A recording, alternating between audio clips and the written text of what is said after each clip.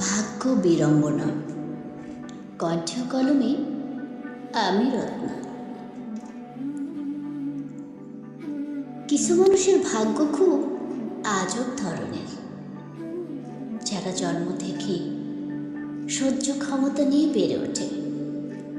কখনো কোনো পূর্ণতা তাদের থাকে না। না পাওয়ার আক্ষেপ, প্রিয়জনের অবহেলা, বঞ্চনা, গঞ্জনা, তিরস্কার, আর সাথে বিনামূল্যের চোখের জলে পার হয়ে যায় পুরো জীবন।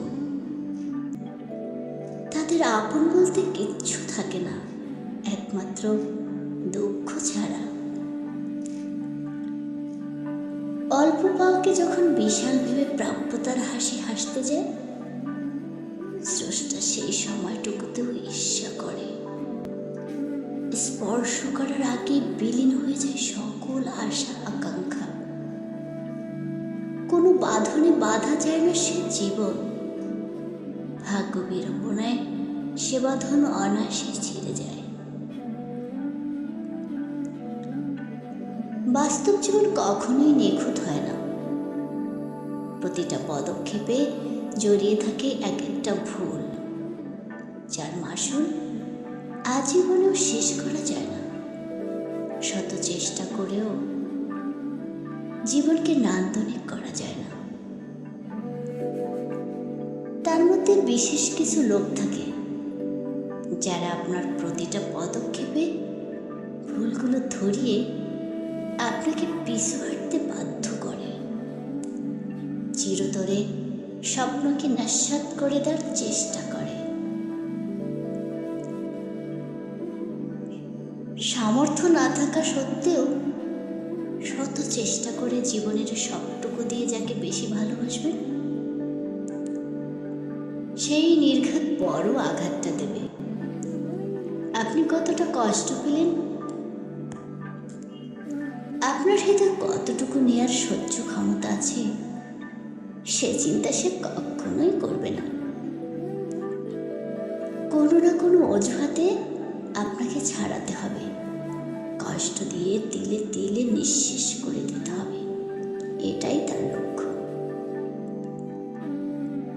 আবার কিছু ক্ষেত্রে দেখা যায় কোনো মানুষ দোষ না করেও দোষী হয়।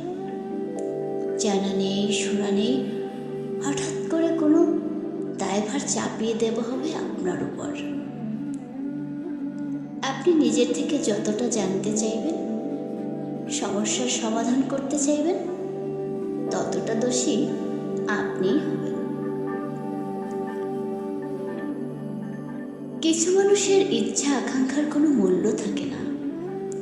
আপনি কি চান, আপনার ইচ্ছে কি, আপনাকে যেটা চাপিয়ে দেওয়া হয়েছে সেটা আপনি পারবেন কিনা, আপনার স্বপ্নরা যা চায় সেটা আসলে বাস্তবে রূপ নিচ্ছে কিনা, আপনি আসলে সব কিছু নিয়ে সুখী কিনা, এগুলো জানার মতো লোক আপনার চারিপাশে কখনোই থাকবে না।